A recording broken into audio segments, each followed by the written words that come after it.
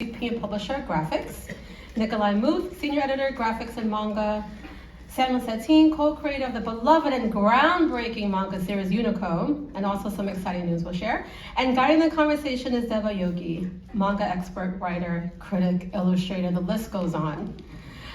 Together, they'll take us behind the scenes of adaptation and explore how visual storytelling, pacing, and design can honor what readers already love about these stories while introducing them to a new generation in an entirely new way. Please join me in welcoming our new panel.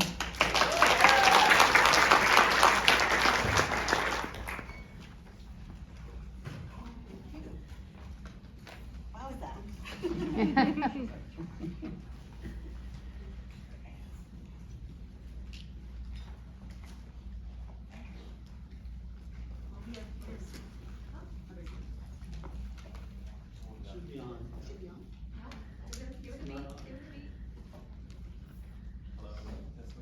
How's that? Yeah. Much better, okay.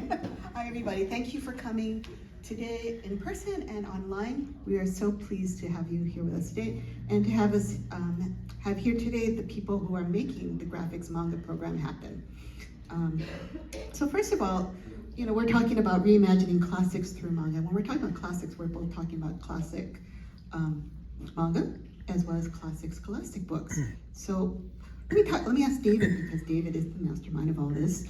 Can you tell us a little bit about graphics and how manga fits into the graphics mission? Sure.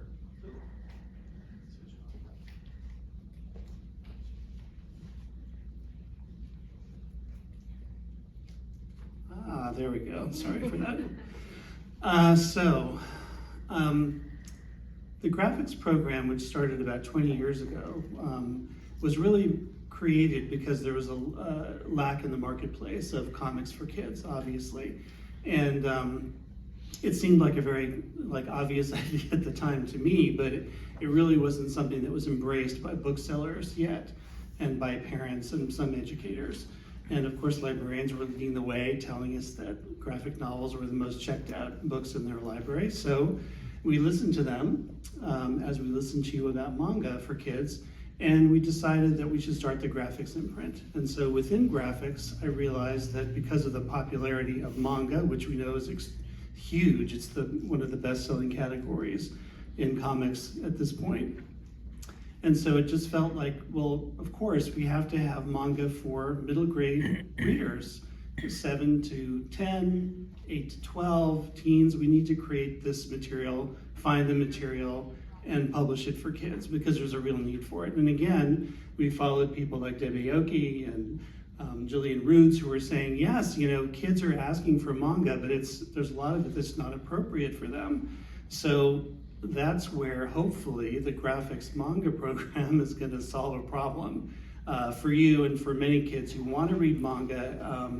We're going to be publishing and are publishing books that are age appropriate, that are exciting, that have incredible artistry, that are original content from Japan, that are, bringing the content that kids want to a new generation of readers, which is exactly what we were doing when we founded the graphics list back in 2005. So hopefully, this is going to be the start of a movement where you're going to be seeing in bookstores huge shelves worth of manga for kids, and they'll be able to find it, they'll be able to read it, they'll be able to collect it, and they'll get really excited by reading. And the reason I'm particularly excited about manga is because we're in a reading crisis, as all of you know. There is a huge drop-off among kids who stop reading at a certain age. And so graphics and graphic novels and manga are one of the ways that I really want to get kids reading again and to get them excited about literature. And as we know, kids who read comics are going to go on to read many, many different things. They're going to read prose, they're going to read novels, they're going to read all kinds of things, but hopefully manga and graphic novels will be a gateway into that reading experience that will last them their whole lives.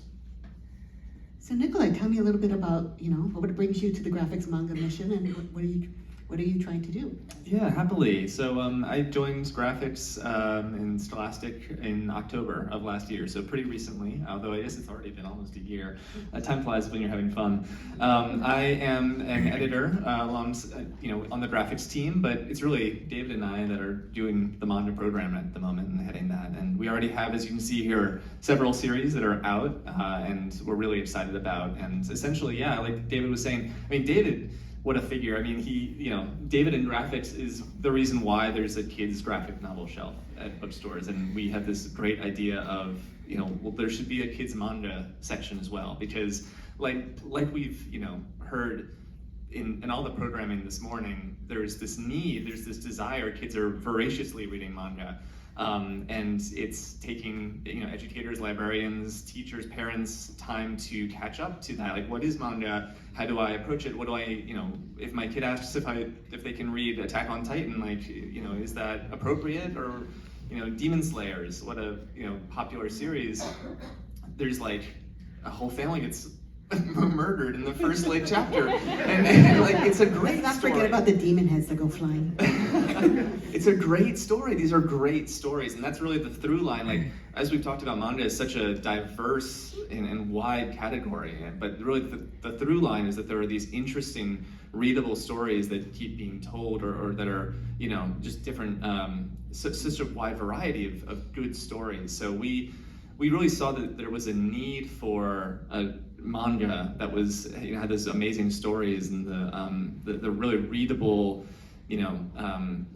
kinds of chapters that would just keep you coming to the library and keep you wanting to take out that next volume, but making sure that there's this area of kids manga, that if a kid is looking for manga and there is a selection of manga that parents and teachers and librarians are assured that the category is age appropriate, whatever that means. Like, parents are going to have their own choices about their kids, but that this is like, you're not going to find out that in chapter 17 there's suddenly someone gets decapitated or something. So our manga is guaranteed. Like, we want to establish that trust with all of you and with the readers that this is going to be a great story, and we're approaching manga in a couple different ways that we'll probably talk about, like different. It's a wide category. Comics that originate in Japan is, I think, what sort of came out this morning. But there's some different approaches that we're taking to that. But yeah, ultimately we just want to make great stories for kids that are approachable and fun, and that it can be enjoyed by all generations, but that are appropriate for middle grade. Because we see that there's a need for that, and and we want to help build it. Yeah, there's definitely some, like when David first asked me to help with the graphics manga program, I asked him, what are you looking for, And I still remember very, very vividly, it's like, we want stories that are propulsive, that these are stories that people will want to keep turning their page, keep wanting to find out what happens next. When I've brought manga to them that other countries are, publishing for kids, they will say, there's no story there. Or it's so cute, but nothing happens. So that's a challenge. Because as I've been, bringing manga for them to look at, it's kind of, their yes and no's has helped me clarify what the Scholastic Graphics manga brand means. Meaning not just that it's kid-friendly, but it's also entertaining to read no matter what age you are. So for example, Bone, when Bone was one of the first series, right? It was originally created for adults in black and white. And that's true of a lot of manga nowadays that people consider to be kid-friendly, which had Atelier. It's published originally for adults. Chi Sweet Home, originally published. Yotsuba, all originally published in adult manga magazines aimed at adult readers. So it doesn't have to be kiddie. It just has to be interesting and something that from beginning to end delivers on that promise that graphics have had for 20 years. We're gonna give you a good story, gonna give you good art, and you're gonna wanna read it over and over again, no matter what your age. So. And if I can add on too, because we have this great graphic here, so another thing that we really want to do, because Scholastic is such a scholastic organization, and we have such strong connections with schools and in education. And so we want the opportunity to read manga, to sort of connect with the Japanese culture, to be a learning opportunity. And that's a learning opportunity for kids and readers, but it's also a learning opportunity for all the people that are providing the kids with manga, all of you and educators and readers, parents. So we're trying to help with that in any way that we can, from our perspective. So we put together this reading guide, which you can see in the QR code, and what I believe we're able to give out that has some guidance about for teachers, like to go along with all the great advice that we heard this morning about how to integrate manga into your classroom, how to have those discussions, how to have book groups. This is another maybe tool, hopefully, that you would find useful to have those conversations, to bring manga in. I mean, a lot of it's centered around our manga because that's what we're publishing, but it's maybe a tool that you could use for those kinds of moments. We want it to be a learning opportunity, like in a way to kind of cross boundaries, because this is what kids are reading in large numbers, and I think we should meet them there. So then, then we worked with Sam, and Sam did a proposal to Tezuka Pro, and then I knew Gurihiro from their agent Aki, and then brought together. The package kind of came together really nicely. So can you tell us a little bit more about how you took on this project? I think you kind of laid out some of it. Basically, when I got the chance to pitch Tezuka Productions on Unico, it was kind of, the idea was trying to take a classic character like Unico, and they had this notion over there for a while. They've been trying to do something with the character, but most people who had tried to approach it had pretty much tried to approach it in a way that was kind of more like My Little Pony, or which is not a bad thing, but they wanted to make it more kind of like a sort of cute, more merchandise-centric kind of character, and they really didn't have an idea for, that's kind of the ideas that were coming their way from a lot of different people. And so, when I got an idea to pitch the character, I was kind of thinking to myself, well, let me go read the book. Let me go. And I'd seen the movie I'd seen both of the movies when I was a kid, and I kind of grew up with Unico. And then Sorry to interrupt, you can see the original character here. Yeah, the original character's on the left, which is kind of like, from the 1976. And he's kind of, he has a, it's kind of very much of the time, and it's very kind of different than what we ended up doing with Unico. And I remember Gurihiro kind of saying, we wanted to make him look more mischievous or more adventurous. Yeah, they wanted to make him look a little bit less naive, and so it's kind of like that was what they ended up saying. And so what the idea was that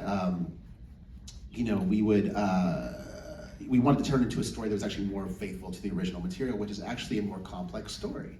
So the story of Unico is one of a character who is, essentially having his memory wiped and by a vengeful goddess, and having been forced to kind of go through different time periods and have different adventures and make new friends, only to forget what he has done and having to do it over again. So it's kind of this curse that he has, and I wanted to try to take that and see if we could create an idea that essentially, really honored that kind of material, honored that original material, and then took it in a new direction, where we'd actually be able to have a renewed kind of impact and kind of reach a new generation of readers. And the slide with the West Wind and the East Wind. Yeah. So this kind of like in the original Unico, like the two East Wind, West Wind characters, the West Wind and the Night Wind characters were kind of incidental. But I see like Gurihiro you really expanded the personalities. Well, yeah, one of the ideas that we had for like the characters, because the thing is there were so many elements, and this is true of a lot of, I think, Tezuka's work in general. Because Tezuka created, I'm not sure how much everyone knows about Osamu Tezuka, but he did a lot of work. He created tons. Sometimes worked on and several tons of series stories at the same time. Yeah, he was actually working on several series when he was working on Unico. He was working on different series. And so he did, I think he did over 15,000 pages in his lifetime or something like that. I think he has a Guinness World Record for something along the line. Yeah, something like that. And so anyway, one of the things that what I wanted to do is take these kind of concepts that he had in the story that I think were really, really important and exciting, and try to actually draw them into a longer, more meaningful arc. And so that involved the characters as well. So taking characters like the Night Wind and the West Wind, who I think are really interesting forces of elemental forces in this original story. They don't appear for more than a few pages usually in the original, but we really wanted to bring them in a different direction and give them new life. I remember telling you, it's like, think about them as two co-workers, and one is like, just, yes, boss, anything you say, boss. And the other one is like, I don't know, I'm ethically kind of torn about what I have to do. And Zero Man. So this is incredibly exciting. Sam is going to be involved in all of these, either writing some of them or finding the writer and artist duos that are going to work on them. And so to me, this is just like an incredible moment of taking sort of this incredible, proven storytelling, reinventing it for a new generation and bringing it to a much wider market, hopefully, which is incredibly, incredibly exciting. And tell us more, Sam. Sure. Yeah. It's incredibly exciting. It's thrilling to be able to work on this new initiative with Scholastic and Tezuka Productions. As David said, these stories are all so incredible and so different, and they pull from different parts of Tezuka's career, and they have such unique and elements that you can expand upon as well, and you can really transform. One of the great things about working with Tezuka Productions is that they are very open about how one works with Osamu Tezuka's work. As long as the idea is, as long as you understand the heart of it, then you can kind of work outside of the original boundaries. You can reimagine. You really can do. You can really do, like, you can embody the definition of reimagination with And these that's works. extremely unusual for a It is legacy unusual. IP holder in Japan, and even here. It is unusual. They're very, and also a lot of this has to do with Osamu Tezuka himself, who he used to be, his family, and how they view things. But about that, all these stories are going to be so incredibly unique and in their own different ways. They're all going to have to be able to express create entirely new universes of storytelling. So you have, Princess Knight, which is kind of your swashbuckling adventure that kind of A little gender bending. a little bit of gender bending, and then Astro Cat, which is basically originally was kind of like a spin-off of or a parody of Astro Boy, but then kind of took on its own life and has this really fun, vivacious, kind of ludicrous tone to it. Three-Eyed One, which is about kind of ancient civilizations and kind of like, magic and mischief and all these different things. It's kind of funny in its own way as well. Zero Man, which is a kind of a sci-fi epic. Trident of the Sea, which is a classic epic of someone who's trying to reclaim, his past, and kind of you get to, there's a bunch of sea monsters, and the main character rides around in a dolphin and has a sword, and it's really fun. And all of these just are such special stories, and to be able to, reimagine them for a younger audience, for a new generation, in a modern context is just. It's for me personally, it's the greatest honor of my life to be able to work on it. So.